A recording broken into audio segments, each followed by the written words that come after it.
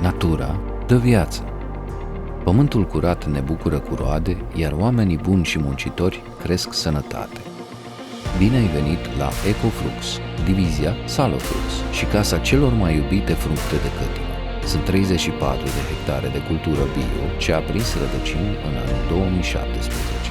Aici cultivăm 3 dintre cele mai populare și bogate în nutrienți soiuri de cătină, Mara, Clara și Dora, care se bucură de un tratament ales în pământul hrănitor al Lipovei. În fiecare zi avem grijă să-i oferim cătinei noastre toate condițiile necesare pentru dezvoltare. Utilajele și echipamentele de ultimă generație au grijă ca plantele să crească armonios și sănătos. Sistemul performant de irigație automatizat asigură necesarul de apă, iar oamenii buni și muncitori care pun suflet zi de zi le răsfață. Fructele, odată culese, sunt aduse în hala de condiționare și depozitare și sunt congelate în 16 ore.